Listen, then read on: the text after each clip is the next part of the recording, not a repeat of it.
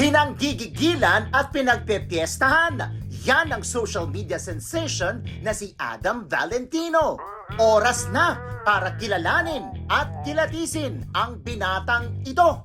Dito lang yan sa nag-iisa at 10 taon ng WTFU!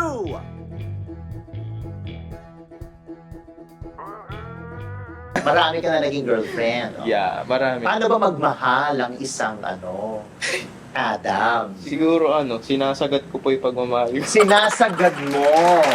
Babae ito ha. Oh. Oo. Bading. Nakailang ka na, karelasyon na bading. Pero kung papatol ka sa bading, anong gusto mo, trans or lalaki rin? Siguro yung mga katulad ni Lars Pacheco. Wow. Mga ganun. Ganon. Naku, baka biglang mag-message si Lars. Tito Lars Santiago. Ganyan ako ba si Lars Santiago? Ayun po ba yung matanda? Ay, grabe!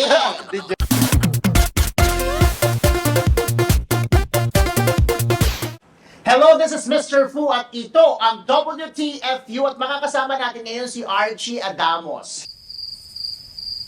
Charot!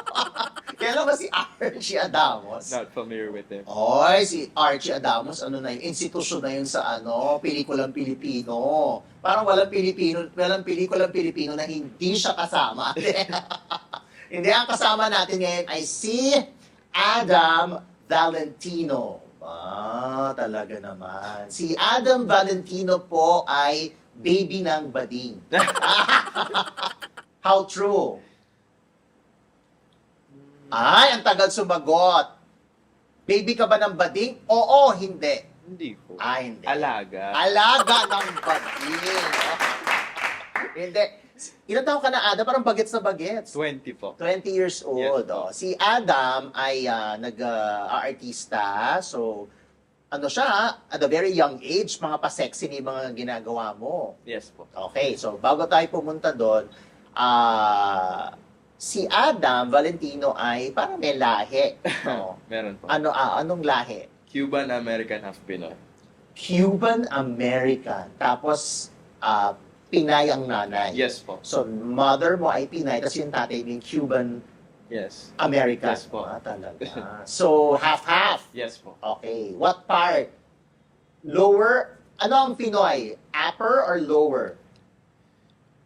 Mata lang po siguro. Mata lang ang nakuha sa Pinay. Yes po. All the rest, American na. Dahil dyan, sample. Okay. So, nagsuschool ka pa ba ngayon? Not now. Hindi na po. Hindi ka na nagsuschool. Pero, nag-school ka. Yes po. Anong natapos mo? Siguro college first year nursing. Nursing? Yeah. Talaga. Gusto mo ba ituloy yung nursing mo? Siguro in the future, I would like to, continue it. Pero as of now, siguro focus muna ako sa career ko po. Sa pag-artista. Yes, po. Okay, sige.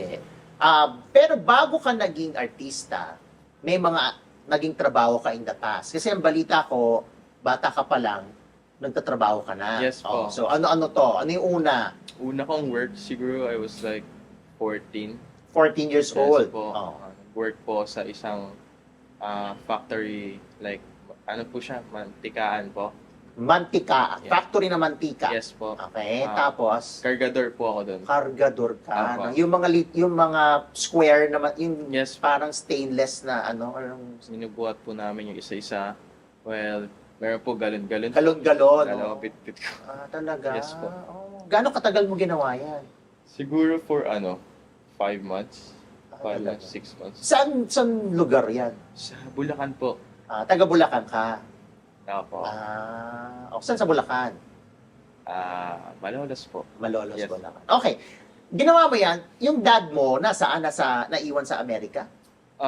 Ano po? Or nakilala mo naman yung dad mo? Nakilala ko po siya siguro grade 6 to 7 Okay. kasi nung nag-pandemic na po nung alos grade 9 na po, nawala na po siya, Nawala, ibig Yeah. sabihin? na teki na po. Namatay. Yes po. Okay. Pero at least nakilala mo naman yung dad mo. Yes po, nakilala ko naman. So when he died, yan ay nag-start ka na magtrabaho. Yes po. Okay, so nagkargador ka ng mantika. Yes po. Talaga. So nakailang bading ka dyan?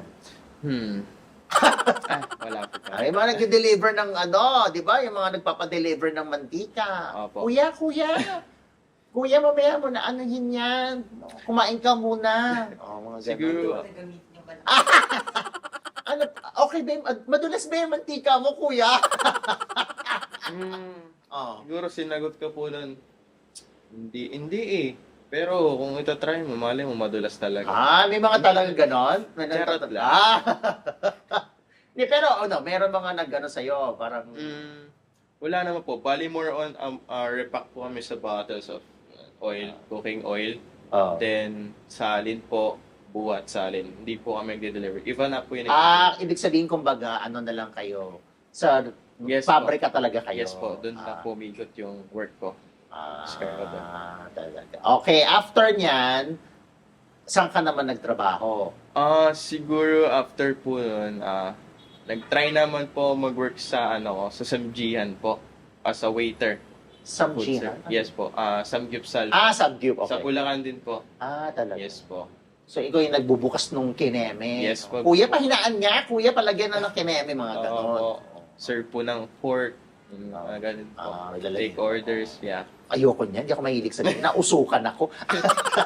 Tsaka yung paglabas mo, hindi ka pwede makipag-meeting dahil amoy uso. Para kang manok na inusukan. Yeah, that's why nagdadala po ako ng extra shirt.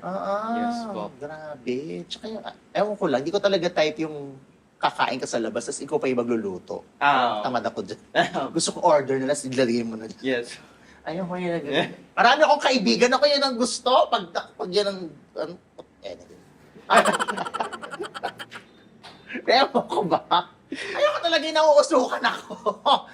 Yun lang. Tsaka yung magluluto. Kahit na yung mga hotpot, hindi ko rin siya masyadong type. Hindi nyo po talaga trip. Yung magluluto, Oo. hindi ko talaga type. Pero kung kayo po ipagluluto, Oo. Galing mo dyan. Hindi nga ako nagkakamay ng alimasan.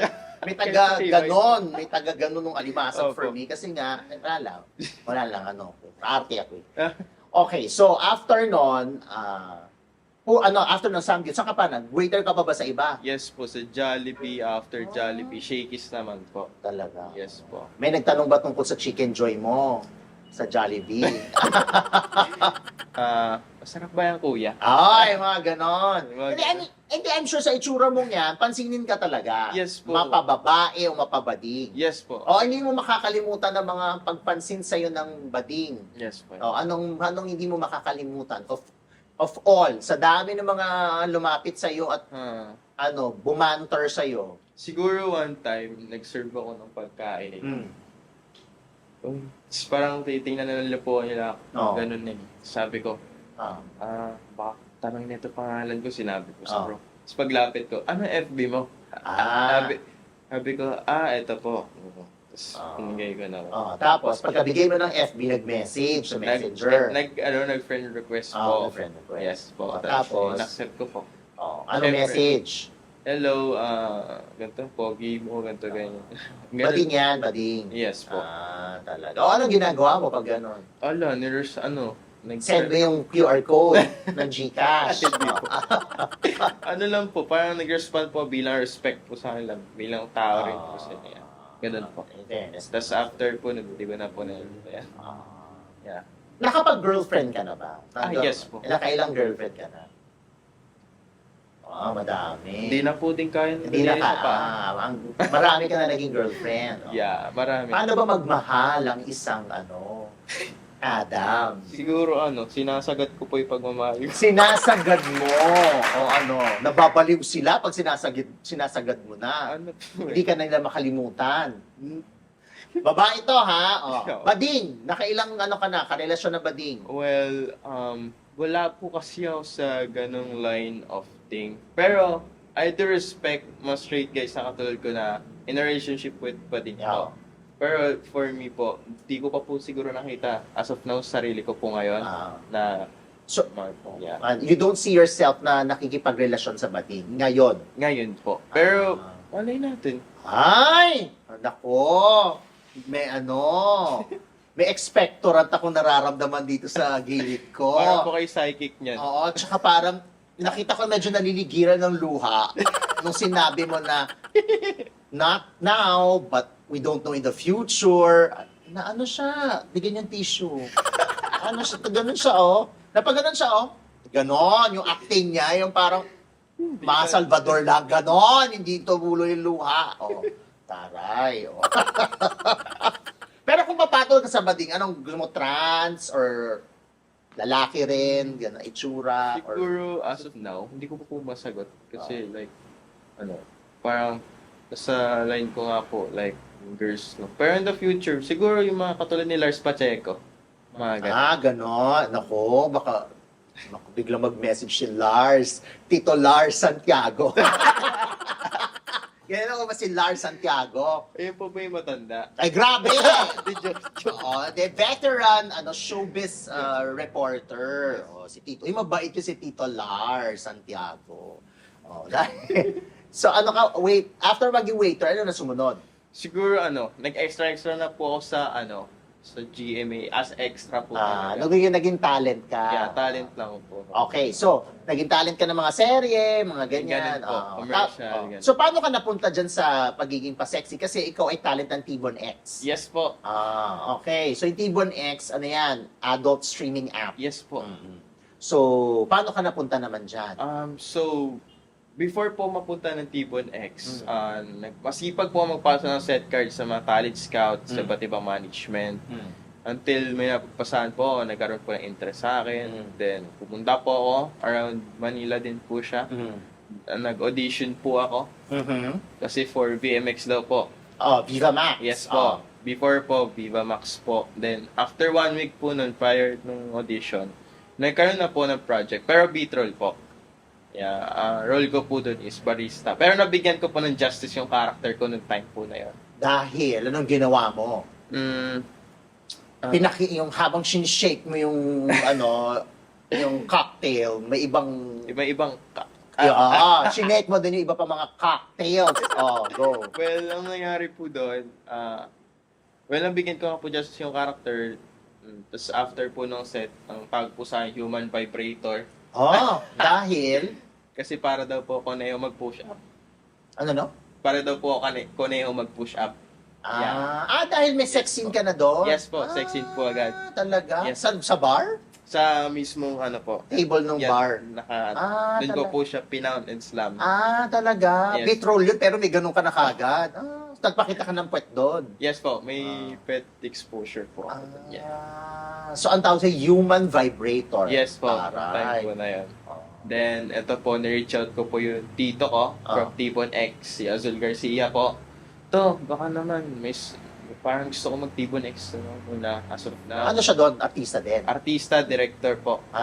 Siya po gumagawa ng poster namin. Ang ganda po gumawa ng posters. So, kaya ka napasok sa Yes T-Bon po, X. hindi. So, sa T-Bon X, nakailang ka na doon? Series or pelikula? Ang dami na rin po eh. Pero banggitin ko lang po yung mga nag-top movies ko. Pamangkin ni Mang Canor, Akitan sa Resort, Moving On, Jowa ng Kapatid, Enero. Yung 5. Lahat siyang T-Bon X? Yes po. Lahat siya pakita ng puwet? Pakita ng harap? Wala po. Wala pong frontal. Walang frontal. Yes. Pero willing ka ba na magpakita ng harap? Sa ngayon po, siguro, focus po sa art po na yung passion ko po talaga without frontal po. More on acting lang po talaga yung passion. Let's say, art din naman po yung pagpapakita ng frontal, pero di ko po din nakikita sarili ko like na magpakita ng frontal kasi more on acting lang po yung passion ko. Yes. Tapos lahat ng mga naka-eksena mo dyan, mga babae, Yes po, babae. wala ka pa nagawang BL series or gay film. Wala pa po. Pero paano kung yun naman ang offer? Siguro, let's say, bigyan po nila ako ng offer. I'll ask my manager first. Siyempre, siya po magde-decide for me. Yes. Yung manager mo mukhang attitude. Monay! Pandesal o hotdog? Hotdog. Dahil dyan. Yan, lagay mo na lang doon. Hotdog. Ayan, tapos tsubad. At dahil 10 years na ang WTFU, libreng mapapanood ang uncut episode ni Adam Valentino. Huwag palagpasin ang maiinit na revelasyon ng binatang ito. Hanapin ang link sa description box. Muna po sa lahat, ako po si Adam Valentino. And you can find me on Facebook, Adam Valentino. Isa ko pong page, Adamus Valentino. IG ko po, it's Adam Valentino. Kung nanonood po kay Black Up, Adam Val19. Sa TikTok naman po is Adam Valentino din po. And gusto ko rin po magpasalamat sa mga sumusuporta po sa akin. Like, katulad po sa LGBTQA members po natin dyan. Salamat po sa support at tulong sa pagmamahal po. Appreciate ko po kayo sobrang. Thank you po. Especially po sa pamilya ko na sumusuporta din po sa akin. I love you all. And especially kay Twin. Love you, Twin. Love you. Sino yun? Ano po? Jowa mo? Hindi po. Ano? Siya po yung Babae yan? lalaki. Tropa? Yeah, parang gano'n. Manager? Shoutout din po kay Tito. Yan, hindi natin makakalimutan Tito ko. Yan, Tito kong mapagmahal. Sinungaling! Yun lang po. Thank you so much, especially kay Mr. Fu, kay Direct Lex po. Thank you for inviting me to your show. And yeah, thank you and God bless you always. Ayan. Dahil dyan, maraming salamat sa iyo at good luck. At maraming salamat po sa inyong lahat. Huwag kakalimutan mag-subscribe sa WTFU sa YouTube, Facebook, Patreon, at syempre sa channelfu.com. This is Mr. Fu. Man, ganon! Yes or no, ipagdaramot mo ba ang kapirasong laman? Diretso o baluktot? Naging masunurin ka na ba sa bading?